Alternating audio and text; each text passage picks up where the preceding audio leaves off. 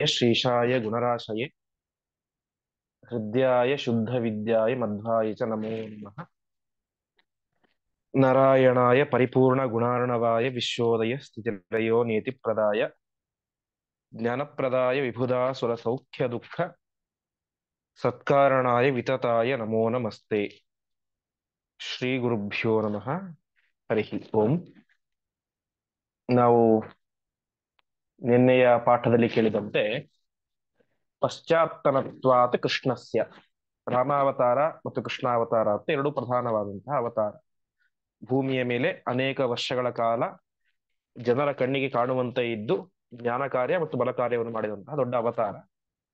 ಅದರಲ್ಲಿ ಯಾವುದಕ್ಕೆ ವೈಶಿಷ್ಟ್ಯ ಜಾಸ್ತಿ ಅಂತ ಹೇಳಿದ್ರೆ ಪಶ್ಚಾತ್ತನತ್ವ ಕೃಷ್ಣಸ್ಯ, ಕೃಷ್ಣಾವತಾರಕ್ಕೆ ವೈಶಿಷ್ಟ್ಯ ಜಾಸ್ತಿ ಅಂತ. ಯಾಕೆಂದ್ರೆ ಪಶ್ಚಾತ್ತನತ್ವ ಅಂದ್ರೆ ರಾಮಾವತಾರದಲ್ಲಿ ಸಾಧನೆ ಮಾಡಿಕೊಳ್ಳಲಿಕ್ಕೆ ಆಗದೇ ಇರುವಂತವರು ಮುಂದೆ ಕೃಷ್ಣಾವತಾರದಲ್ಲಿ ಮಾಡಿಕೊಂಡ್ರು. ಹಾಗಾಗಿ ಎಲ್ಲರ ಸಾಧನೆಯನ್ನು ಡಿಕ್ಲೇರ್ ಆಗಿ ನಿರ್ಣಯ ಆಗಿದ್ದಿಲ್ಲಿ ಅಂತ ಹೇಳಿದ್ರೆ ಅದು ಕೃಷ್ಣಾವತಾರದಲ್ಲಿ. ಹಿಂದೆ ಜಾಸ್ತಿ ಸಾಧನೆ ಮಾಡಿದಂಥವರು ಕಡಿಮೆ ಮಾಡಿಕೊಂಡ್ರು, ಕಡಿಮೆ ಮಾಡಿದಂಥವರು ಜಾಸ್ತಿ ಮಾಡಿಕೊಂಡ್ರು. ಹೀಗೆ ತಮ್ಮ ಸಾಧನೆಯನ್ನ ಪೂರ್ಣತೆಯನ್ನಾಗಿ ಮಾಡಿಕೊಂಡಂಥವರು ಈ ಕೃಷ್ಣಾವತಾರದಲ್ಲಿ. ಹಾಗಾಗಿ ಕೃಷ್ಣಾವತಾರಕ್ಕೆ ವೈಶಿಷ್ಟ್ಯ ಜಾಸ್ತಿ. ಹಾಗಾಗಿ ವೇದವ್ಯಾಸ ದೇವರು ಮಹಾಭಾರತವನ್ನು ಕೃಷ್ಣನ ಚರಿತ್ರೆಯನ್ನ ಪ್ರಧಾನವಾಗಿ ಮುಖ್ಯ ಭೂಮಿಕೆಯನ್ನಾಗಿ ಇಟ್ಟುಕೊಂಡು ಮಹಾಭಾರತವನ್ನ ರಚನೆ ಮಾಡಿದರು ಅಂತ ನಾವು ನಿನ್ನೆ ನೋಡಿದ್ವಿ. ಹಾಗೆ ಮಹಾಭಾರತದಲ್ಲಿ ಉಕ್ತ ರಾಮಕಥಾಪ್ಯಸ್ಮಿನ್ ಮಾರ್ಕಂಡೇಯ ಸಮಾಸ್ಯೆಯ ಅಂತ ಆ ರಾಮೋಪಾಖ್ಯಾನ ಪರ್ವ ಅಂತ ಆ ಪರ್ವದಲ್ಲಿ ವಿಶೇಷವಾಗಿ ಮಾರ್ಕಂಡೇಯರ ಚರಿತ್ರೆ ತಿಳಿಸುವಂತಹ ಸಂದರ್ಭದಲ್ಲಿ ರಾಮದೇವರ ಚರಿತ್ರೆಯನ್ನು ಕೂಡ ತಿಳಿಸಿದ್ದಾರೆ ಅಂತ ಇಷ್ಟು ಅಂಶಗಳನ್ನು ನಾವು ನಿನ್ನೆ ನೋಡಿದ್ವಿ. ಮುಂದೆ ಮಹಾಭಾರತದ ಬಗ್ಗೆ ಯಾವ ಯಾವ ಪುರಾಣಗಳಲ್ಲಿ ಅದರ ಮಹತ್ವ ತಿಳಿಸಿದ್ದಾರೆ ಅನ್ನುವಂತಹ ಅಂಶಗಳನ್ನ ತಿಳಿಸ್ತಾ ಹೋಗ್ತಾರೆ. ಆ ಶ್ಲೋಕಗಳನ್ನ ಹೇಳ್ತಾರೆ, ನೀವು ಹೇಳಿ. ತಸ್ಮಾತ್ ತಸ್ಮಾದ್ಯದ್ ಭಾರತೇನೋಕ್ತಂ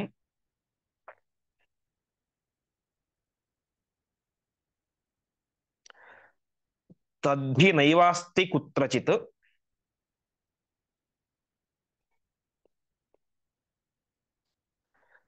ಅತ್ರೋಕ್ತಂ ಸರ್ವಶಾಸ್ತ್ರೇಷು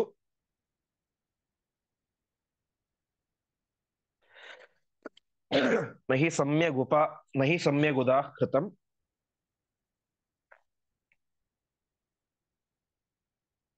ಇತ್ಯಾದಿ ಕಥಿತಂ ಸರ್ವಂ ಬ್ರಹ್ಮಾಂಡೇ ಹರಿಣಾ ಸ್ವಯಂ. ಪದಚ್ಛೇದ ಹೀಗಿದೆ: ತಸ್ಮಾತ್ ಯತ್ ಭಾರತೆ ನೋಕ್ತಂ ತತ್ ಹಿ ನೈವ ಅಸ್ತಿ ಕುತ್ರಚಿತ್ ಅತ್ರ ಉಕ್ತಂ ಸರ್ವಶಾಸ್ತ್ರೇಷು ನ ಹಿ ಸಮ್ಯಕ್ ಉದಾಹೃತಂ ಇತ್ಯಾದಿ ಕಥಿತಂ ಸರ್ವಂ ಬ್ರಹ್ಮಾಂಡೆ ಹರಿಣಾ ಸ್ವಯಂ. ಮಹಾಭಾರತದ ಮಹತ್ವವನ್ನ ವಿಶೇಷವಾಗಿ ಬ್ರಹ್ಮಾಂಡ ಪುರಾಣದಲ್ಲಿ ಹರಿಣಾ ಸ್ವಯಂ ಪರಮಾತ್ಮನಿಂದಾಗಿಯೇ ಹೇಳಲ್ಪಟ್ಟಿದೆ. ಏನಂತ ಹೇಳಿದ್ದಾರೆ ಬ್ರಹ್ಮಾಂಡ ಪುರಾಣದಲ್ಲಿ ಅಂತ ಹೇಳಿದ್ರೆ, ತಸ್ಮಾತ್ಯದ್ ಭಾರತೆ ನೋಕ್ತಂ ತದ್ಧಿ ನೈವಾಸ್ತಿ ಕುತ್ರಚಿತ್ ಅಂತ. ಅಂದ್ರೆ ಮಹಾಭಾರತದಲ್ಲಿ ಹೇಳದೇ ಇರುವಂತಹ ವಿಚಾರ ಅದು ತದ್ಧಿ ನೈವಾಸ್ತಿ ಕುತ್ರಚಿತ್, ಅದು ಬೇರೆ ಕಡೆ ಇರ್ಲಿಕ್ಕೆ ಸಾಧ್ಯನೇ ಇಲ್ಲ. ಅತ್ರೋಕ್ತಂ ಸರ್ವಶಾಸ್ತ್ರೀತು ನಹಿ ಸಮ್ಯಕ್ ಉದಾಹೃತಂ ಅಂತ. ಮಹಾಭಾರತದಲ್ಲಿ ಯಾವ ಯಾವ ವಿಚಾರಗಳನ್ನ ವೇದವ್ಯಾಸ ದೇವರು ಕೂಲಂಕುಷವಾಗಿ ತಳಸ್ಪರ್ಶಿಯಾಗಿ ನಮಗೆ ತಿಳಿಸಿದ್ದಾರೋ ಅಷ್ಟು ಸಮ್ಯಕ್ ಚೆನ್ನಾಗಿ ಏನ್ ಮಾಡಿಲ್ಲ, ಬೇರೆ ಯಾವ ಶಾಸ್ತ್ರಗಳಲ್ಲೂ ತಿಳಿಸಿಲ್ಲ. ಮಹಾಭಾರತದಲ್ಲಿ ಹೇಳದೇ ಇರುವಂತ ವಿಚಾರ ಬೇರೆ ಎಲ್ಲೂ ಇಲ್ಲ. ಬೇರೆ ಶಾಸ್ತ್ರಗಳಲ್ಲಿ ಮಹಾಭಾರತ ಎಷ್ಟು ಡೀಟೇಲ್ ಆಗಿ ಹೇಳಿದೆನೋ, ತಳಸ್ಪರ್ಶಿಯಾಗಿ ಹೃದಯಂಗಮವಾಗಿ ಹೇಳಿದೆನೋ ಅಷ್ಟು ಸರಿಯಾಗಿ ಹೇಳಿಲ್ಲ. ಇತ್ಯಾದಿ ಕಥಿತಂ ಸರ್ವಂ ಬ್ರಹ್ಮಾಂಡೆ ಹರಿಣಾ ಸ್ವಯಂ ಅಂತ ಈ ರೀತಿಯಾಗಿ ಬ್ರಹ್ಮಾಂಡ ಪುರಾಣದಲ್ಲಿ ಸ್ವಯಂ ಪರಮಾತ್ಮನೇನೆ ಏನ್ ಮಾಡಿದ್ದಾರೆ, ಇದನ್ನ ತಿಳಿಸಿದ್ದಾನೆ ಮಹಾಭಾರತದ ಮಹತ್ವವನ್ನ ಅಂತ ಆಚಾರ್ಯರು ತಿಳಿಸ್ತಾ ಇದ್ದಾರೆ. ಅಂದ್ರೆ ಒಟ್ಟಿನಲ್ಲಿ ತಾತ್ಪರ್ಯ ಇಷ್ಟು: ಮಹಾಭಾರತದಲ್ಲಿ ಒಂದು ವಿಶಿಷ್ಟವಾದಂತಹ ಮಾತಿದೆ. ಯದಿ ಹಾಸ್ತಿ ತದನ್ಯತ್ರ ಎನ್ನೇ ಹಾಸ್ತಿ ನ ತತ್ಕ್ವಚಿತ್. ಅಂದ್ರೆ ಮಹಾಭಾರತದಲ್ಲಿ ಇರುವುದೇನೆ ಬೇರೆ ಎಲ್ಲಾ ಕಡೆ ಇರುವುದು, ಮಹಾಭಾರತದಲ್ಲಿ ಇಲ್ಲದೆ ಇರುವುದು ಬೇರೆಲ್ಲೂ ಇಲ್ಲ. ಅಂದ್ರೆ ಆ 1,00,000 ಶ್ಲೋಕಗಳಲ್ಲಿ ವೇದವ್ಯಾಸ ದೇವರು ಎಲ್ಲ ರೀತಿಯಾದಂತಹ ವಿಚಾರವನ್ನು ಕೂಡ ತುಂಬಿಸಿ ಇಟ್ಟುಬಿಟ್ಟಿದ್ದಾರೆ ಅಂತ. ಮೇಲ್ನೋಟಕ್ಕೆ ನಮಗೆ ನೋಡೋದಕ್ಕೆ ಧರ್ಮರಾಜ, ಭೀಮಸೇನ, ದುರ್ಯೋಧನಾದಿಗಳ ಕಲಹ, ಭೀಷ್ಮಾಚಾರ್ಯರ ವೈರಾಗ್ಯ, ಅದು ಇದು ಅಂತ 106 ವಿಷಯ ಬಂದ್ಬಿಡ್ತವೆ. ಆದರೆ ಆ ಪ್ರತಿಯೊಂದು ವಿಚಾರಗಳನ್ನು ನಾವು ವಿಶೇಷವಾದಂತಹ ಪ್ರೌಢತೆಯಿಂದ ವ್ಯಾಖ್ಯಾನಗಳನ್ನು ಇಟ್ಟುಕೊಂಡು, ಆಚಾರ್ಯರ ನಿರ್ಣಯಾದಿಗಳನ್ನು ಇಟ್ಟುಕೊಂಡು ನೋಡಿದಾಗ, ವಿಶೇಷವಾಗಿ ವೇದವ್ಯಾಸರೇ ಹೇಳುವಂತೆ ಮಹಾಭಾರತದ ಒಂದೊಂದು ಶ್ಲೋಕಗಳಿಗೂ ಕೂಡ ದಶಾವರಾರ್ಥ ಅಂತ ಹೇಳ್ತಾರೆ. ಕಡಿಮೆ ಅಂದ್ರೂ 10 ಅರ್ಥ ಇದೆ ಅಂತ. ಇದು ಮಿನಿಮಮ್. ಕೆಲವೊಂದಕ್ಕೆ 15 ಇರ್ಬೋದು, 20 ಇರ್ಬೋದು. ಅಂದ್ರೆ ಆ ಮಹಾಭಾರತದಲ್ಲಿ ಅನೇಕ ವಿಚಾರಗಳನ್ನ, ಅದು ಮನಃಶಾಸ್ತ್ರ ಆಗಲಿ, ರಾಜಕೀಯ ಶಾಸ್ತ್ರ ಆಗಿರಲಿ, ಅರ್ಥಶಾಸ್ತ್ರ ಆಗಿರಲಿ, ವೈದ್ಯಶಾಸ್ತ್ರ ಆಗಿರಲಿ, ವೇದಾಂತ ಶಾಸ್ತ್ರವಾಗಿರಲಿ, ವೈದ್ಯಶಾಸ್ತ್ರವಾಗಿರಲಿ, ಹೀಗೆ ಪ್ರತಿಯೊಂದು ವಿಭಾಗವನ್ನು ಕೂಡ ಕೂಲಂಕುಷವಾಗಿ ಅದರಲ್ಲಿ ತುಂಬಿಸಿ ವೇದವ್ಯಾಸ ದೇವರು ನಮ್ಮ ಮುಂದೆ ಇಟ್ಟಿದ್ದಾರೆ. ಅದನ್ನು ನೋಡುವಂತಹ ಯೋಗ್ಯತೆ, ಕಣ್ಣು ನಮಗಿರಬೇಕಷ್ಟೇ. ಹಾಗಾಗಿ ಇದನ್ನು ಇಟ್ಟುಕೊಂಡು ವೇದವ್ಯಾಸ ದೇವರು ಬ್ರಹ್ಮಾಂಡ ಪುರಾಣದಲ್ಲಿ ಹೇಳಿದ್ದಾರೆ, ಮಹಾಭಾರತದಲ್ಲಿ ಹೇಳದೇ ಇರುವಂತಹ ವಿಚಾರ ಎಲ್ಲೂ ಇಲ್ಲ. ಮಹಾಭಾರತದಲ್ಲಿ ಎಷ್ಟು ವಿಸ್ತಾರವಾಗಿ ಸರಿಯಾಗಿ ಅದನ್ನು ನಾನು ತಿಳಿಸಿದ್ದೇನೋ ಆ ರೀತಿಯಾಗಿ ಬೇರೆ ಯಾವ ಶಾಸ್ತ್ರಗಳು ಕೂಡ ವಿಚಾರವನ್ನ ತಿಳಿಸಿಲ್ಲ ಅಂತ ತಿಳಿಸ್ತಾ ಇದ್ದಾರೆ. ಹಾಗಾಗಿ ಭಾರತವನ್ನ ಸುಮ್ಮನೆ ಯಾರೋ ಒಬ್ಬರ ಜಗಳ, ಕಥೆ ಅಥವಾ ಟೈಮ್ ಪಾಸಿಗೆ ಈ ರೀತಿಯಾಗಿ ಕೇಳೋದನ್ನು ಬಿಟ್ಟು, ಅದರಲ್ಲಿ ತಿಳಿಸಿರುವಂತಹ ಅಂಶಗಳನ್ನು ನಾವು ಸ್ಪಷ್ಟವಾಗಿ ಗಮನಿಸಿದಾಗ ವೇದವ್ಯಾಸ ದೇವರು ಯಾತಕ್ಕೋಸ್ಕರ ಬ್ರಹ್ಮಾಂಡ ಪುರಾಣದಲ್ಲಿ ಈ ಒಂದು ಮಾತನ್ನು ಹೇಳಿದರು ಅನ್ನುವಂಥ ವಿಚಾರ ಗೊತ್ತಾಗುತ್ತೆ.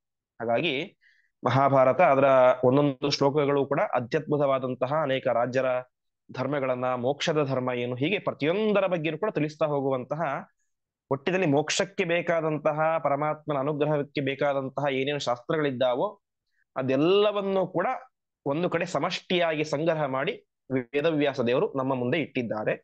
ಹಾಗಾಗಿ ಮಹಾಭಾರತ ಗ್ರಂಥ ಏನಾಗಿದೆ, ಎಲ್ಲ ಗ್ರಂಥಗಳಿಗಿಂತಲೂ ಕೂಡ ಶ್ರೇಷ್ಠ ಆಗಿದೆ ಎಂಬುದಾಗಿ ತಿಳಿಸ್ತಾ ಇದ್ದಾರೆ. ಮುಂದಿನ ಶ್ಲೋಕ, ಮಾರ್ಕಂಡೇಪಿ ಕಥಿತಂ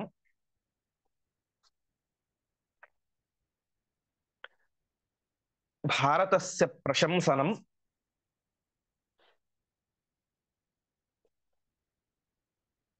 ದೇವತಾನಾಂ ಯಥಾ ವ್ಯಾಸಃ ದ್ವಿಪದಾಂ ಬ್ರಾಹ್ಮಣೋ ವರಃ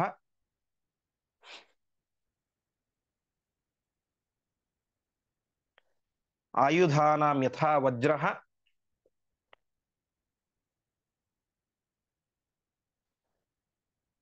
ಓಷಧೀನಾಂ ಯಥಾ ಯವಾಃ ತಥೈವ ಸರ್ವಶಾಸ್ತ್ರಾಣಾಂ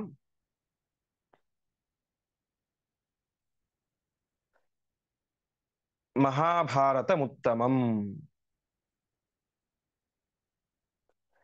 ಪದಚ್ಛೇದ ಹೀಗಿದೆ, ಮಾರ್ಕಂಡೇಯೇ ಅಪಿ ಕಥಿತಂ ಭಾರತಸ್ಯ ಪ್ರಶಂಸನಂ ದೇವತಾನಾಂ ಯಥಾ ವ್ಯಾಸಃ ದ್ವಿಪದಾಂ ಬ್ರಾಹ್ಮಣಃ ವರಃ ಆಯುಧಾನಾಂ ಯಥಾ ವಜ್ರಂ ಓಷಧೀನಾಂ ಯಥಾ ಯವಾಃ ತಥೈವ ಸರ್ವಶಾಸ್ತ್ರಾಣಾಂ ಮಹಾಭಾರತಂ ಉತ್ತಮಂ. ಮಾರ್ಕಂಡೇಯ ಪುರಾಣ ಅಂತ ಒಂದು ಪುರಾಣ, ಅದರಲ್ಲೂ ಕೂಡ ಏನಾಗಿದೆ, ಭಾರತಸ್ಯ ಪ್ರಶಂಸನಂ ಕಥಿತಂ, ಮಹಾಭಾರತವನ್ನು ಅಲ್ಲಿ ಕೂಡ ಹಾಡಿ ಹೊಗಳಿದ್ದಾರೆ. ಏನಂತ ಹೇಳಿದ್ದಾರೆ ಮಾರ್ಕಂಡೇಯ ಪುರಾಣದಲ್ಲಿ? ಮಾರ್ಕಂಡೇಯ ಪುರಾಣ ವಿಶೇಷವಾಗಿ ಇವತ್ತು ನಾವು ಏನು ಪಾಠ ಉಪಲಬ್ಧ ಆಗುತ್ತೆ, ಅದರಲ್ಲಿ ಪ್ರಾರಂಭದ ಭಾಗದಲ್ಲಿ ಏನೇ ಇವತ್ತು ಈ ಶ್ಲೋಕ ಕೂಡ ಉಪಲಬ್ಧ ಇದೆ. ಸಾಮಾನ್ಯವಾಗಿ ಆಚಾರ್ಯರು ಯಾವ ಯಾವ ಪುರಾಣದ ವಾಕ್ಯಗಳನ್ನ ಈ ಮಹಾಭಾರತ ತತ್ವನಿರ್ಣಯ ಆಗಲಿ ಅಥವಾ ಬೇರೆ ಬೇರೆ ಸರ್ವಮೂಲ ಗ್ರಂಥಗಳಲ್ಲಿ ಉದಾಹರಣೆ ಮಾಡಿದ್ದಾರೋ, ಅದರಲ್ಲಿ ಅನೇಕ ವಾಕ್ಯಗಳು ಇವತ್ತು ನಮಗೆ ಆ ಪುರಾಣ ಹೋಗಿ ಹುಡುಕಿದರೆ ಸಿಗೋದಿಲ್ಲ. ಯಾಕೆಂದ್ರೆ ಒಂದು ಆ ಗ್ರಂಥ ಎಷ್ಟು ವೇದವ್ಯಾಸ ದೇವರು ರಚನೆ ಮಾಡಿದ್ದಾರೋ ಅಷ್ಟು ಸಂಪೂರ್ಣ ನಮಗೆ ಇವತ್ತು ಉಪಲಬ್ಧ ಇಲ್ಲ. ಸಿಗುವ ಪಾಠದಲ್ಲೂ ಕೂಡ ಅನೇಕ ರೀತಿಯಲ್ಲಿ ಅಶುದ್ಧತೆ ಅನ್ನೋದಿದೆ, ಹಾಗಾಗಿ ಸಿಗೋದಿಲ್ಲ. ಈ ಶ್ಲೋಕ ನಮಗೆ ಸಿಗುತ್ತೆ, ಸಿಗಬೇಕಾದ್ರೂ ಕೂಡ ಇದು ನಮಗೆ ಸ್ಪಷ್ಟವಾಗಿ ಸಿಗೋದಿಲ್ಲ. ಪ್ರಾರಂಭದಲ್ಲಿ ಇದರಲ್ಲಿ ನಾವು ಏನು ಹೇಳ್ತಾ ಇದ್ರೆ ನೋಡೋಣ, ಅದಾದ್ಮೇಲೆ ಆ ಪಾಠದ ಬಗ್ಗೆ ನೋಡೋಣ. ಮಾರ್ಕಂಡೇಯ ಪುರಾಣದಲ್ಲಿ ಏನ್ ಹೇಳ್ತಾರೆ ಅಂದ್ರೆ, ದೇವತಾನಾಂ ಯಥಾ ವ್ಯಾಸಃ ಅಂತ.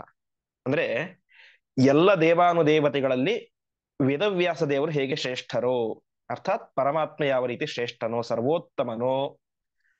ದ್ವಿಪದಾಂ ಬ್ರಾಹ್ಮಣೋ ವರಹ, ಎರಡು ಕಾಲಿನ ಪ್ರಾಣಿಗಳಲ್ಲಿ ಬ್ರಾಹ್ಮಣ ಅಂದ್ರೆ ಬ್ರಹ್ಮಜ್ಞಾನಿಯಾದಂಥವನು ಶ್ರೇಷ್ಠನೋ. ಹಾಗೆ ಆಯುಧಾನಾಂ ಯಥಾ ವಜ್ರಃ, ಆಯುಧಗಳಲ್ಲಿ ವಜ್ರಾಯುಧ, ಇಂದ್ರನ ಆಯುಧವಾದಂತಹ ವಜ್ರಾಯುಧ ಎಂಬುದು ಹೇಗೆ ಶ್ರೇಷ್ಠವೋ. ಓಷಧೀನಾಂ ಯಥಾ ಯವಾಹ, ಧಾನ್ಯಗಳಲ್ಲಿ ಹೇಗೆ ಗೋಧಿ, ಜವಿಗೋಧಿ ಅಂತ ಕರೀತಾರೆ, ಅದೊಂದು ಜಾತಿಯ ಗೋಧಿ, ಅದು ಹೇಗೆ ಶ್ರೇಷ್ಠವೋ. ತಥೈವ ಸರ್ವಶಾಸ್ತ್ರಾಣ ಮಹಾಭಾರತ ಉತ್ತಮಂ, ಹಾಗೆ ಎಲ್ಲ ಶಾಸ್ತ್ರ ಗ್ರಂಥಗಳಲ್ಲೂ ಕೂಡ ಅತ್ಯಂತ ಶ್ರೇಷ್ಠವಾದಂತಹ ಗ್ರಂಥ ಯಾವುದು ಅಂತ ಹೇಳಿದ್ರೆ, ವೇದವ್ಯಾಸ ದೇವರು ರಚನೆ ಮಾಡಿಕೊಟ್ಟಿರುವಂತಹ ಮಹಾಭಾರತ ಎನ್ನುವಂತಹ ಗ್ರಂಥ, ಅದು ಸರ್ವೋತ್ತಮವಾದಂತಹ ಗ್ರಂಥ ಅಂತ ಮಾರ್ಕಂಡೇಯ ಪುರಾಣದಲ್ಲೂ ಕೂಡ ಹೇಳಿದ್ದಾರೆ. ಹಾಗಾಗಿ ಏನ್ ಗೊತ್ತಾಗುತ್ತೆ, ಮಹಾಭಾರತ ಅದು ಶ್ರೇಷ್ಠವಾದಂತಹ ಗ್ರಂಥ ಅಂತ. ಇದು ಮಧ್ವಾಚಾರ್ಯರು ಕೊಟ್ಟಂತಹ ಮಾರ್ಕಂಡೇಯ. ಆದ್ರೆ ಇವತ್ತು ನಮಗೆ ಸಿಗುವಂತಹ ಮಾರ್ಕಂಡೇಯ ಪುರಾಣ ಹೇಗಿದೆ ಅಂತ ಹೇಳಿದ್ರೆ, ಅದರಲ್ಲಿ ಪ್ರಾರಂಭದಲ್ಲಿ ಹೀಗೆ ಬರುತ್ತೆ, ತಪಸ್ವಾಧ್ಯಾಯ ನಿರತಂ ಮಾರ್ಕಂಡೇಯ ಮಹಾಮುನಿ ವ್ಯಾಸ ಶಿಷ್ಯೋ ಮಹಾತೇಜ ಜೈಮಿನಿ ಪದೇ ಪೃಚ್ಛತ ಅಂತ ಎಲ್ಲ ಬಂದು ಮುಂದೆ ಹೇಳ್ತಾರೆ. ಇದೇ ಮಾತು ದೇವತಾನಾಂ ಯಥಾ ವ್ಯಾಸಃ ಅಂತ ಆಚಾರ್ಯರು ಕೊಟ್ಟಂತಹ ಪಾಠ. ಅಲ್ಲಿ ಹೇಗಿದೆ ಅಂತ ಹೇಳಿದ್ರೆ, ತ್ರಿದಶಾನಾಂ ಯದಾ ವಿಷ್ಣು, ತ್ರಿದಶರು ಅಂದ್ರು ದೇವತೆಗಳಂತಾನೆ ಅರ್ಥ.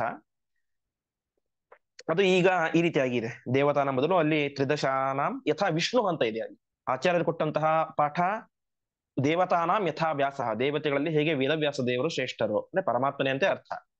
ಅಲ್ಲಿ ಮಾತ್ರ ತ್ರಿದಶಾನಾಂ, ದೇವತೆಗಳಲ್ಲಿ ಹೇಗೆ ವಿಷ್ಣು ಶ್ರೇಷ್ಠನು ಅಂತ ಆ ರೀತಿ ಪಾಠ ಭೇದ ಇದೆ. ಆಮೇಲೆ ದ್ವಿಪದಾಂ ಬ್ರಾಹ್ಮಣೋ ವರಹ ಅಂತ ಆಚಾರ್ಯರು ಕೊಟ್ಟಂತಹ ಪಾಠ, ಈಗ ಉಪಲಬ್ಧ ಇರುವಂತಹ ಪಾಠ ದ್ವಿಪದಾಂ ಬ್ರಾಹ್ಮಣೋ ಯಥಾ ಅಂತ ಇದೆ, ವರಹ ಬದಲು ಯಥಾ ಅಂತ ಇದೆ. ಅದಾದ ಮೇಲೆ ಆಯುಧಾನಾಂ ಯಥಾ ವಜ್ರಹ ಅಂತ ಇದೆ, ಆದರೆ ಅಲ್ಲಿ ಇರಬೇಕಾದ್ರೆ ಭೂಷಣಾನಾಂಚ ಸರ್ವೇಶಾಂ ಯಥಾ ಚೂಡಾಮಣಿರ್ವರಹ ಅಂತ ಇದೆ. ಅಂದ್ರೆ ಹೆಂಗಸರ ಆಭರಣಗಳಲ್ಲಿ ಚೂಡಾಮಣಿ ಅತ್ಯಂತ ಶ್ರೇಷ್ಠ ಅಂತ ಕರೀತಾರೆ. ಚೂಡ ಅಂತ ಹೇಳಿ ಕೂದಲು ಅಂತ ಅರ್ಥ. ಚೂಡಾಮಣಿ ಅತ್ಯಂತ ಶ್ರೇಷ್ಠವಾದಂತಹ ಆಭರಣ. ಯಥಾಯುಧಾನಾಂ ಕುಲಿಶಾನಾಂ ಇಂದ್ರಿಯಾಣಾಂ ತಥಾ ಮನಃ ಅಂತ, ಆಯುಧಗಳಲ್ಲಿ ಹೇಗೆ ಕುಲಿಶ ಅಂದ್ರೆ ವಜ್ರಾಯುಧ ಶ್ರೇಷ್ಠವೋ, ಹಾಗೆ ಇಂದ್ರಿಯಾಣಾಂ ಯಥಾ ಮನಃ, ಎಲ್ಲ ಇಂದ್ರಿಯಗಳಿಗೂ ಮನಸ್ಸೆಂಬುದು ಹೇಗೆ ಶ್ರೇಷ್ಠನೋ, ತಥೈವ ಸರ್ವಶಾಸ್ತ್ರಾಣ ಮಹಾಭಾರತ ಉತ್ತಮಂ, ಹಾಗೆ ಎಲ್ಲ ಶಾಸ್ತ್ರಗಳಲ್ಲೂ ಕೂಡ ಮಹಾಭಾರತ ಎಂಬುದು ಉತ್ತಮ ಅಂತ ತಿಳಿಸ್ತಾರೆ. ಆಚಾರ್ಯರು ನಿರ್ಣಯ ಮಾಡಿದ್ದಾರೆ ಅಂತ ಹೇಳಿದ್ರೆ ಅದು ಶುದ್ಧವಾದಂತಹ ಪಾಠವೇ ಆಗಿರುತ್ತೆ. ಹಾಗಾಗಿ ಇವತ್ತು ನಮಗೆ ಸಿಗುವಂತಹ ಪಾಠ ಅದ್ಯಾರೋ ಮಧ್ಯದಲ್ಲಿ ಸೇರಿಸಿರುವಂತಹ ಪಾಠ ಅಷ್ಟೇ. ಯಾಕೆಂದ್ರೆ ಮಧ್ವಾಚಾರ್ಯರೇ ಪ್ರಾರಂಭದಲ್ಲಿ ಹೇಳಿರುವಂತೆ ಕುರ್ಯುಹು ಕ್ವಚಿಚ್ಚ ವ್ಯತ್ಯಾಸಂ ಪ್ರಮಾದ ಕ್ವಚಿದನ್ಯತ ಅಂತ, ಕೆಲವೊಂದು ಕಡೆ ಬೇಕು ಅಂತಾನೆ ವ್ಯತ್ಯಾಸ ಮಾಡಿ ಸೇರಿಸಿರ್ತಾರೆ. ಹೀಗೆ ಉಪಲಬ್ಧ ಇರುವಂತಹ ಪಾಠ ಹೀಗಿದೆ, ಆಚಾರ್ಯರು ಕೊಟ್ಟಂತಹ ಶುದ್ಧ ಪಾಠ ಹೀಗಿದೆ ಅಂತ ನಾವು ಗಮನಿಸಬೇಕು. ಇಷ್ಟಾದ ಮೇಲೆ ವಾಯುಪ್ರೋಕ್ತ ಅಂದ್ರೆ ವಾಯುದೇವರು ಉಪದೇಶ ಮಾಡಿದಂತಹ ಪುರಾಣ, ವಾಯು ಪುರಾಣದಲ್ಲಿಯೂ ಕೂಡ ಮಹಾಭಾರತದ ಬಗ್ಗೆ ಹೊಗಳಿಕೆ ಮಾತು ಇದೆ ಅಂತ ತಿಳಿಸ್ತಾ ಇದ್ದಾರೆ. ಆ ಶ್ಲೋಕ ಹೀಗಿದೆ, ವಾಯು ಪ್ರೋಕ್ತೇಪಿ ತತ್ಪ್ರೋಕ್ತಂ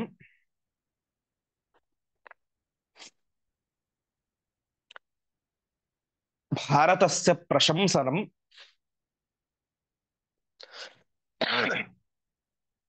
ಕೃಷ್ಣದ್ವೈಪಾಯನಂ ವ್ಯಾಸಂ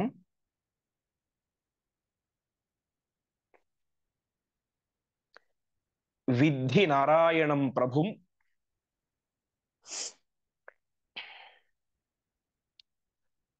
ಕೋಹ್ಯನ್ಯ ಪುಂಡರೀಕಾಕ್ಷಾತ್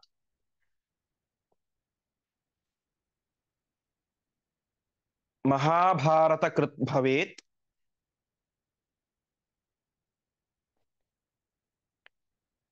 ಏವಂ ಹಿ ಸರ್ವಶಾಸ್ತ್ರೇಷು ಪೃಥಕ್ ಪೃಥಗುದೀರಿತಂ.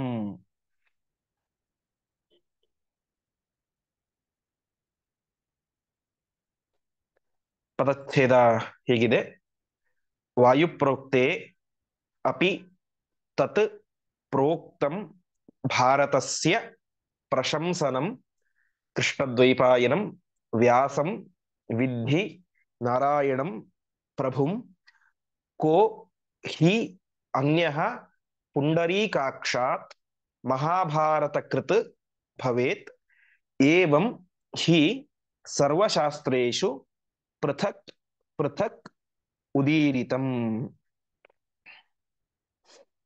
ವಿಶೇಷವಾಗಿ ವಾಯುಪ್ರೋಕ್ತ ಅಂತ ತಿಳಿಸಿದ್ದಾರೆ. ವಾಯುಪ್ರೋಕ್ತ ಅಂತ ಹೇಳಿದ್ರೆ ವಾಯುಪುರಾಣ ಅಂತ ಅರ್ಥ. ವಾಯುಪುರಾಣಕ್ಕೆ 3 ರೀತಿ ಹೆಸರಿದೆ. ಒಂದು ವಾಯುಪುರಾಣ ಅಂತ, ಒಂದು ವಾಯುಪ್ರೋಕ್ತ ಅಂತ, ಇನ್ನೊಂದು ವಾಯವೀಯ ಅಂತ 3 ರೀತಿ ಹೆಸರಿದೆ. ಈ ರೀತಿಯಾಗಿ ವಾಯುಪುರಾಣದಲ್ಲಿ ಬರುವಂತಹ ಮಾತು, ಈ ಮಾತು ಅಂದ್ರೆ ಕೃಷ್ಣದ್ವೈಪಾಯನಂ ವಿದ್ಯೆ ನಾರಾಯಣಂ ವ್ಯಾಸಂ ವಿದ್ಧಿ ನಾರಾಯಣಂ ಪ್ರಭುಂ ಕೋಖ್ಯನ್ನೇ ಪುಂಡರೀಕಾಕ್ಷಾತ್ ಮಹಾಭಾರತ ಕೃತ್ ಭವೇತ್ ಎನ್ನುವಂತಹ ಶ್ಲೋಕ ವಿಶೇಷವಾಗಿ ವಾಯುಪುರಾಣದಲ್ಲಿಯೂ ಬರುತ್ತೆ, ಮಹಾಭಾರತದ ಶಾಂತಿ ಪರ್ವದಲ್ಲೂ ಕೂಡ ಬರುತ್ತೆ. ಹಾಗೆ ಪದ್ಮಪುರಾಣದಲ್ಲಿ ಸೃಷ್ಟಿಖಂಡ ಅನ್ನುವಂತ ಒಂದು ಭಾಗ, ಅಲ್ಲಿಯೂ ಕೂಡ ಇದರ ಬಗ್ಗೆ ಉಲ್ಲೇಖ ಇದೆ. ಈ ಶ್ಲೋಕದಲ್ಲಿ ಏನ್ ಹೇಳ್ತಾ ಇದ್ದಾರೆ ಅಂತ ಹೇಳಿದ್ರೆ, ವಾಯುಪ್ರೋಕ್ತೇಪಿ, ವಾಯುಪುರಾಣದಲ್ಲಿಯೂ ಕೂಡ ಮಹಾಭಾರತದ ಬಗ್ಗೆ ಪ್ರಶಂಸೆಯನ್ನು ಹೇಳಿದ್ದಾರೆ. ಭಾರತಸ್ಯ ಪ್ರಶಂಸನಂ, ಹೊಗಳಿದ್ದಾರೆ. ಏನಂತ ಹೊಗಳಿದ್ದಾರೆ? ಕೃಷ್ಣದ್ವೈಪಾಯನಂ ವ್ಯಾಸಂ ವಿದ್ಧಿ ನಾರಾಯಣಂ ಪ್ರಭುಂ. ಇವತ್ತು ಏನು ವೇದವ್ಯಾಸರು ಅಂತ ಇದ್ದಾರೆ ಅವರನ್ನ, ಅವ್ರ ಹೆಸರು ಕೃಷ್ಣದ್ವೈಪಾಯನ ಅಂತ, ಅಂದ್ರೆ ಆ ದ್ವೀಪದಲ್ಲಿ ಅವತಾರ ಮಾಡಿದವರು ಅಂತ ಅವರಿಗೆ ಹೆಸರು. ಅಂತಹ ದ್ವೈಪಾಯನರನ್ನ ನೀವೇನಂತ ತಿಳಿಬೇಕು?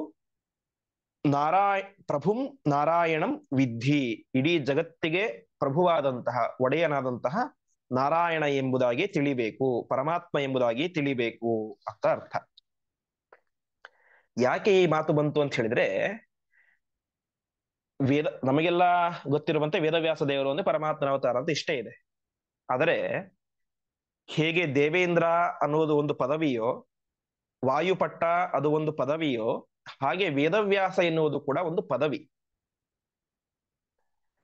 ಅದರಲ್ಲಿ ಅನೇಕ ಜನ ಋಷಿಗಳು ಬಂದು ಆ ವ್ಯಾಸ ಎನ್ನುವಂತಹ ನಾಮಕರಣವನ್ನು ಸ್ವೀಕಾರ ಮಾಡಿ ಅವ್ರೇನ್ ಮಾಡ್ತಾರೆ, ವೇದಗಳ ಶುದ್ಧ ಪಾಠವನ್ನು ಬೇರೆ ಬೇರೆ ಯುಗಗಳಲ್ಲಿ ಕೊಡ್ತಾ ಇರ್ತಾರೆ. ಅಂದ್ರೆ ಬೇರೆ ಬೇರೆ ದ್ವಾಪರ ಯುಗಗಳಲ್ಲಿ. ಈಗ ಇರೋದು 28ನೇ ಕಲಿಯುಗ, ಅದಕ್ಕಿಂತ ಮುಂಚೆ 27 ಇತ್ತು, 26 ಇತ್ತು, ಎಲ್ಲ ಹೀಗೆ ಇರುತ್ತೆ. ವಿಶೇಷವಾಗಿ ಭಾಗವತ ತಾತ್ಪರ್ಯದಲ್ಲಿ ಆಚಾರ್ಯರು ಇದರ ಬಗ್ಗೆ ಸ್ಪಷ್ಟವಾದಂತಹ ನಿರ್ಣಯವನ್ನು ಕೊಡ್ತಾರೆ. ವೇದವ್ಯಾಸ ಎನ್ನುವಂತಹ ಪದವಿಯಲ್ಲಿ, ಅಂದ್ರೆ ವೇದಗಳನ್ನು ವಿಭಾಗ ಮಾಡುವಂತಹ ಶುದ್ಧವಾದಂತಹ ವೇದದ ಪಾಠವನ್ನು ಕೊಡುವುದು ವೇದವ್ಯಾಸ ಎನ್ನುವಂತಹ ಸ್ಥಾನದ ಪದವಿಯ ಜವಾಬ್ದಾರಿ.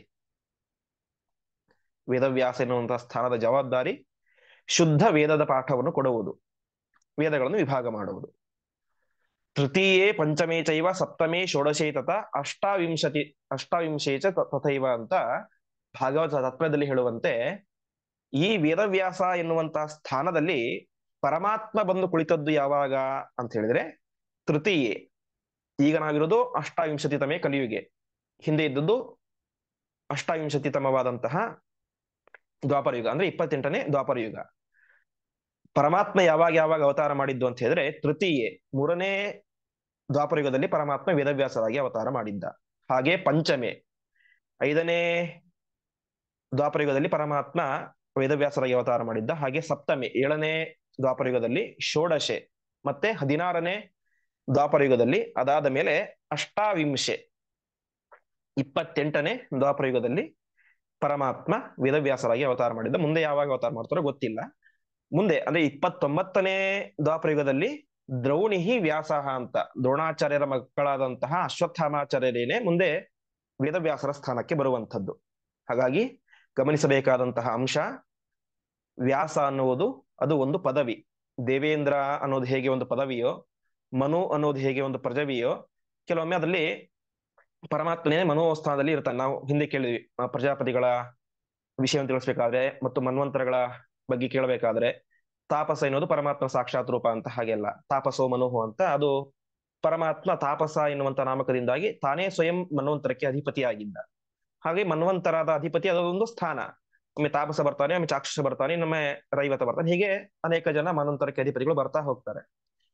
ಅದರಲ್ಲಿ ತಾಪಸ ಮನ್ವಂತರದಲ್ಲಿ ವಿಶೇಷವಾಗಿ ಪರಮಾತ್ಮನೇ ಆ ಸ್ಥಾನಕ್ಕೆ ಬಂದಿರ್ತಾನೆ. ಹಾಗೆ ವೇದವ್ಯಾಸ ಅನ್ನೋದು ಒಂದು ಪದವಿ.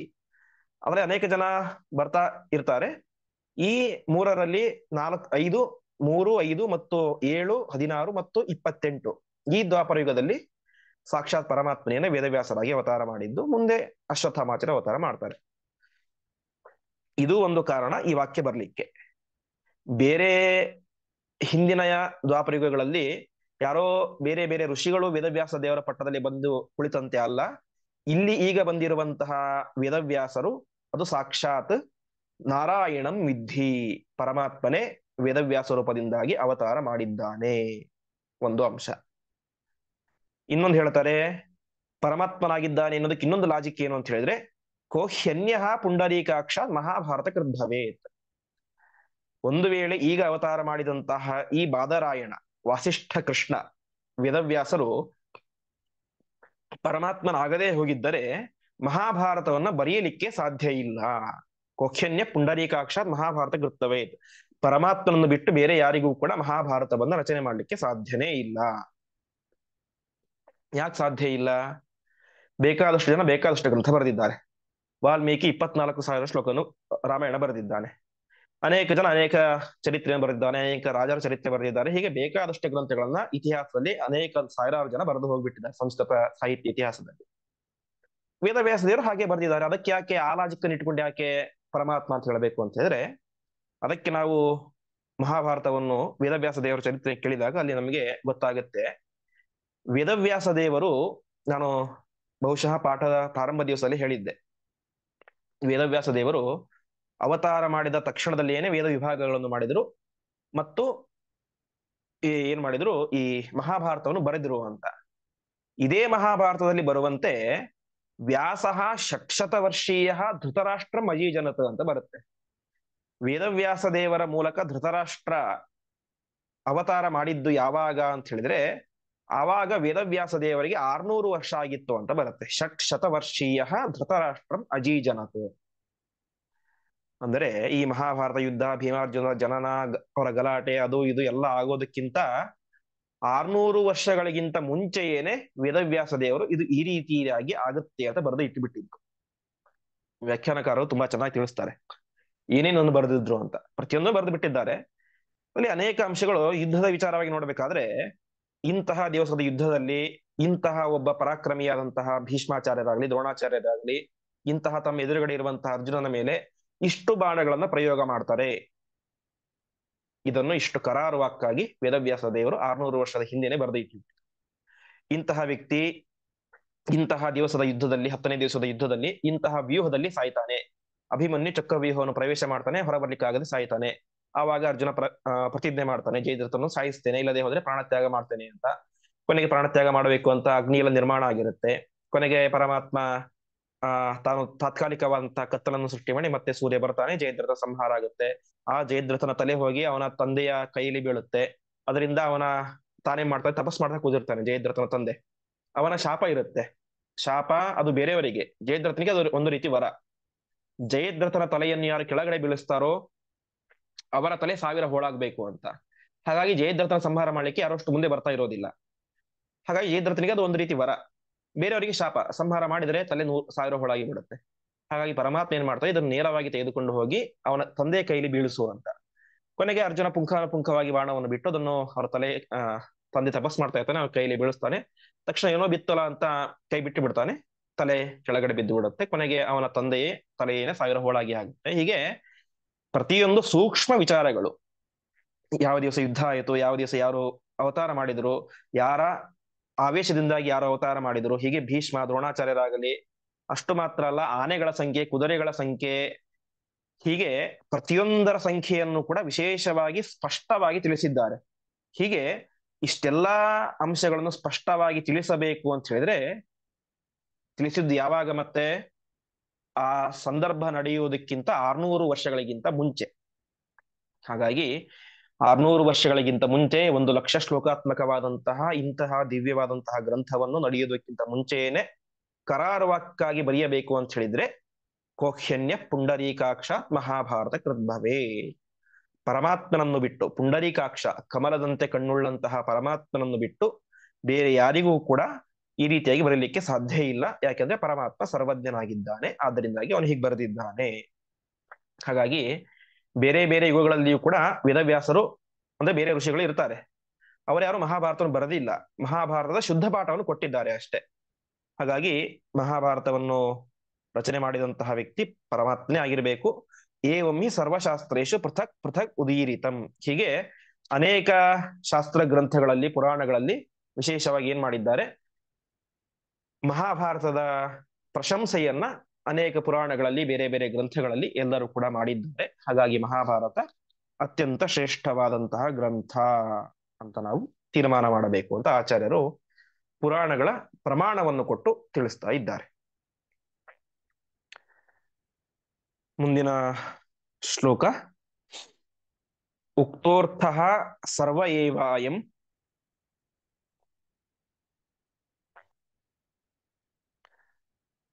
ಮಾಹಾತ್ಮ್ಯ ಕ್ರಮ ಪೂರ್ವಕಃ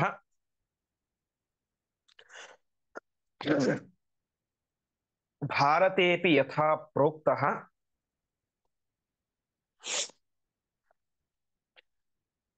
ನಿರ್ಣಯೋಯಂ ಕ್ರಮೇಣ ತು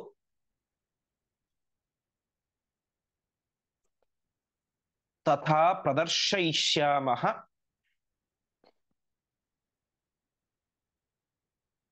ತದ್ವಾಕ್ಯೈರೇವ ಸರ್ವಶಃ.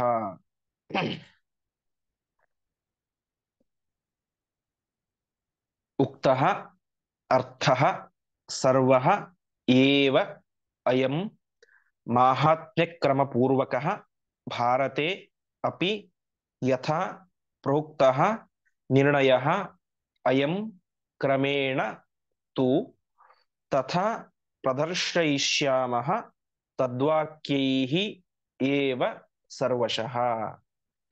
ಇಷ್ಟೆಲ್ಲ ಅಂಶಗಳಿಂದಾಗಿ ಮಹಾಭಾರತ ಅದು ಶ್ರೇಷ್ಠವಾದಂತಹ ಗ್ರಂಥ ಅಂತ ಆಚಾರ್ಯರು ತಿಳಿಸಿ ಮುಂದೆ ಹೇಳ್ತಾರೆ, ಉಕ್ತೋರ್ಥಃ ಸರ್ವ ಏವಾಯಂ ಮಾಹಾತ್ಮ್ಯ ಕ್ರಮಪೂರ್ವಕಃ ಅಂತ. ಅಂದ್ರೆ ನಾವು ಇಲ್ಲಿಯ ತನಕ ಹೇಳಿದಂತಹ ಎಲ್ಲ ಅಂಶ, ವಿಶೇಷವಾಗಿ ಮಹಾಭಾರತ ಈ ತತ್ವನಿರ್ಣಯ ಗ್ರಂಥದ ಮೊದಲ ಅಧ್ಯಾಯ ಸರ್ವಶಾಸ್ತ್ರಾರ್ಥ ನಿರ್ಣಯ ಅಂತ ಅದಕ್ಕೆ ಆಚಾರ್ಯರು ಇಟ್ಟಂತ ಹೆಸರು. ಅಲ್ಲಿ ಹೇಳಿರುವಂತಹ ಎಲ್ಲ ಸರ್ವಶಾಸ್ತ್ರಗಳ ಅರ್ಥವನ್ನು ಕೂಡ ಮಾಹಾತ್ಮ್ಯ ಕ್ರಮಪೂರ್ವಕ ನಾವು ಅನೇಕ ಅಂಶಗಳನ್ನು ಹೇಳಿದ್ದೇವೆ ಅಂತ ಆಚಾರ್ಯರು ಹೇಳ್ತಾ ಇದ್ದಾರೆ. ನಾವು ದೇವತೆಗಳ ತಾರತಮ್ಯವನ್ನು ಹೇಳಿದ್ವಿ, ಅದೇ ರೀತಿಯಾಗಿ ಸೃಷ್ಟಿಯ ಕ್ರಮ, ಹೀಗೆ ಅನೇಕ ವಿಚಾರಗಳನ್ನು ಹೇಳಿದ್ವಿ. ಪರಮಾತ್ಮ ವಾಸುದೇವ ಸಂಕೃಷ್ಣ ಪ್ರದ್ಯುಮ್ನ ನಿರುದ್ಧ ನಾಮಕನಾಗ್ತಾನೆ, ಅದರ ಜೊತೆಗೆ ಮಾಯಾ ಜಯ ಕೃತಿ ಮತ್ತು ಶಾಂತಿ ಎನ್ನುವಂತ 4 ರೂಪಗಳು ಬರ್ತವೆ. ಹೀಗೆ ಅನೇಕ ವಿಚಾರಗಳನ್ನು ತಿಳಿಸಿದ್ದೇವೆ. ಸಕಲ ಶಾಸ್ತ್ರಗಳ ಅರ್ಥವನ್ನು ಮೊದಲನೇ ಅಧ್ಯಾಯದಲ್ಲಿ ತಿಳಿಸಿದ್ದೇವೆ. ಉಕ್ತೋರ್ಥಃ ಸರ್ವ ಏವಾಯ ಮಹಾತ್ಮ್ಯ ಕ್ರಮಪೂರ್ವಕ. ಈ ಎಲ್ಲಾ ವಿಚಾರವನ್ನು ಕೂಡ ಏನಾಗಿದೆ, ಇದು ಯಾವುದೋ ನಾವು ಹೇಳಿದ್ದಲ್ಲ, ಹೊರತು ಎಲ್ಲ ಶಾಸ್ತ್ರಗಳಲ್ಲಿಯೂ ಕೂಡ ಇದನ್ನು ವಿಶೇಷವಾಗಿ ಹೇಳಿದ್ದಾರೆ. ಅಷ್ಟು ಮಾತ್ರ ಅಲ್ಲ, ಭಾರತೇಪಿ, ಭಾರತದಲ್ಲಿಯೂ ಕೂಡ, ಮಹಾಭಾರತ ಗ್ರಂಥದಲ್ಲಿಯೂ ಕೂಡ ನಾನು ಹೇಳಿದಂತಹ ಎಲ್ಲ ಅಂಶಗಳನ್ನ ಮಹಾಭಾರತ ಗ್ರಂಥದಲ್ಲಿ ತಿಳಿಸಿದ್ದಾರೆ. ಹಾಗಾಗಿ ನಾನು ಹೇಳಿರುವುದು ಯಾವುದೋ ಸುಖಪೋಲ ಕಲ್ಪಿತವಾದಂತಹ ಮಾತುಗಳಲ್ಲ, ಅನೇಕ ಶಾಸ್ತ್ರಗಳಲ್ಲಿ ಬರುವಂತಹ, ವಿಶೇಷವಾಗಿ ಮಹಾಭಾರತದಲ್ಲಿ ಬರುವಂತಹ ಗಂಭೀರವಾದಂತಹ ವಿಷಯಗಳು. ಭಾರತೇಪಿ ಯಥಾ ಪ್ರೋಕ್ತಃ ನಿರ್ಣಯೋಯಂ ಕ್ರಮೇಣತು. ಹಾಗಾಗಿ ನಾನು ಏನ್ ಮಾಡ್ತಾ ಇದ್ದೇನೆ, ಈ ಎಲ್ಲ ಸಕಲ ಶಾಸ್ತ್ರಾರ್ಥಗಳ ನಿರ್ಣಯವನ್ನು ಕೂಡ ಭಾರತದಲ್ಲಿ ಯಾವ ರೀತಿಯಾಗಿ ವೇದವ್ಯಾಸ ದೇವರು ತಿಳಿಸಿದ್ದಾರೋ ಅದೇ ರೀತಿಯಾಗಿ ಮುಂದೆ, ಅಂದ್ರೆ ಇದಿನ್ನೂ ಒಂದು ರೀತಿ ಪೀಠಿಕೆ ಇದ್ದಂತೆ, ಇದಿನ್ನು ಬೇಸ್ಮೆಂಟ್. 1, 2 ಮತ್ತು 3ನೇ ಅಧ್ಯಾಯ ಕೆಲವು ಭಾಗ ಮಹಾಭಾರತ ನಿರ್ಣಯವನ್ನು ನಾವು ಯಾವ ರೀತಿ ನೋಡಬೇಕು, ಅದ್ರಲ್ಲಿ ಏನು ಹೇಳಿದ್ದಾರೆ, ಅದನ್ನ ಯಾಕೆ ಒಪ್ಪಬೇಕು ಅನ್ನುವಂತ ಅನೇಕ ವಿಚಾರಗಳನ್ನು ಮತ್ತು ಸಕಲ ಶಾಸ್ತ್ರಗಳ ಪ್ರಮೇಯವನ್ನು ಸಾರ ರೂಪದಲ್ಲಿ ತಿಳಿಸುವ ಮೂಲಕ ಇದು ಒಂದು ರೀತಿ ನಮಗೆ ಮಹಾಭಾರತ ಅಧ್ಯಯನಕ್ಕೆ ಒಂದು ರೀತಿ ಪ್ರವೇಶ ದ್ವಾರ ಇದ್ದಂತೆ ಅಷ್ಟೇ. ಅದಕ್ಕೆ ಹೇಳ್ತಾರೆ ತಥಾ ಪ್ರದರ್ಶಯಿಷ್ಯಾಮ ತದ್ವಾಕ್ಯೇರೇವ ಸರ್ವಶಃ ಅಂತ. ಸರಿ, ಇದನ್ನ ಎಲ್ಲಿ ಹೇಳಿದ್ದಾರೆ ಅಂತ ಪ್ರಶ್ನೆ ಬರುತ್ತೆ ನಮಗೆ. ನೀವೇನ್ ಹೇಳಿದ್ರಿ, ನಾನು ಹೇಳಿರುವಂತಹ ಮೊದಲನೇ ಅಧ್ಯಾಯದ ಅಂಶಗಳನ್ನ ಮಹಾಭಾರತದಲ್ಲಿ ಹೇಳಿದ್ದಾರೆ. ಎಲ್ಲಿ ಹೇಳಿದ್ದಾರೆ ಅಂತ ಹೇಳಿದ್ರೆ ತಥಾ ಪ್ರದರ್ಶಯಿಷ್ಯಾಮ್ಯ ತದ್ವಾಕ್ಯೇರೇವ ಸರ್ವಶಃ ಅಂತ. ಎಲ್ಲಿ ಯಾವ ರೀತಿ ಹೇಳಿದ್ದಾರೆ ಅಂತ ಮುಂದೆ ನಾವು ಮಹಾಭಾರತದ ಶ್ಲೋಕಗಳನ್ನೇ ಉದಾಹರಣೆಯನ್ನ ಕೊಟ್ಟು ಮುಂದೆ ತಿಳಿಸ್ತೇವೆ ಅಂತ ಹೇಳ್ತಾ ಇದ್ದಾರೆ. ಹಾಗಾಗಿ ಮಹಾಭಾರತ ತಾತ್ಪರ್ಯ ನಿರ್ಣಯ ಎನ್ನುವಂತಹ ಗ್ರಂಥ ಅದೇನೋ ಆಚಾರ್ಯರು ಸುಮ್ಮನೆ ಬರೆದದ್ದಲ್ಲ, ಅಥವಾ ತಮಗೆ ಬುದ್ಧಿಗೆ ತೋಚಿದಂತೆ ಬರೆದದ್ದಲ್ಲ. ಅದು ವೇದವ್ಯಾಸ ದೇವರ ಮಹಾಭಾರತದ ಮೂಲ ಪಾಠಕ್ಕೆ, ಶುದ್ಧ ಪಾಠಕ್ಕೆ ಅನುಗುಣವಾಗಿ ಅದರಲ್ಲಿ ಬರುವಂತಹ ಅನೇಕ ವಿಚಾರಗಳನ್ನ ನಿರ್ಣಯ ಮಾಡಿ ನಮ್ಮ ಮುಂದೆ ತಂದಿಟ್ಟಂತಹ ಅತಿ ದೊಡ್ಡ ಗ್ರಂಥ, ಶ್ರೇಷ್ಠವಾದಂತಹ ಶಾಸ್ತ್ರ ಗ್ರಂಥ ಎಂಬುದಾಗಿ ನಾವು ತಿಳಿಯಬೇಕು. ಹೀಗೆ ಇಷ್ಟು ವಿಚಾರಗಳನ್ನ ಆಚಾರ್ಯ ತಿಳಿಸ್ತಾರೆ. ಮಹಾಭಾರತಕ್ಕೆ ಪೂರಕವಾಗಿ ಅದು ಹೇಗೆ ನಿರ್ಮಾಣ ಆಯಿತು, ನಿರ್ಮಾಣ ಮಾಡಿದಂಥವ್ರು ಯಾರು, ನಿರ್ಮಾಣ ಮಾಡಿದಂಥವರ ಸ್ವರೂಪ ಏನು, ಇಷ್ಟೆಲ್ಲ ಅಂಶಗಳನ್ನು ತಿಳಿಸ್ತಾರೆ. ಇಷ್ಟೆಲ್ಲ ಆದ್ಮೇಲೆ ಮಹಾಭಾರತ ಪ್ರಾರಂಭ ಆಗುತ್ತೆ. ಮುಂದೆ ನಾರಾಯಣಂ ಸುರಗುರುಂ ಜಗದೇಕನಾಥಂ ಅಂತ ಆ ಮಹಾಭಾರತದ ಏನು ಮಂಗಳ ಪದ್ಯ ಅನ್ನೋದಿದೆ ಅದು ಪ್ರಾರಂಭ ಆಗುತ್ತೆ. ಆ ಮಹಾಭಾರತದ ಮಂಗಳ ಪದ್ಯದ ಅರ್ಥ ಚಿಂತನೆಯನ್ನ ನಾಳೆಯ ದಿವಸದ ಪಾಠದಲ್ಲಿ ಮಾಡೋಣ ಎಂಬುದಾಗಿ ಹೇಳ್ತಾ ಇಂದಿನ ಪಾಠವನ್ನ ಶ್ರೀಕೃಷ್ಣ ಅರ್ಪಣ ಮಸ್ತು.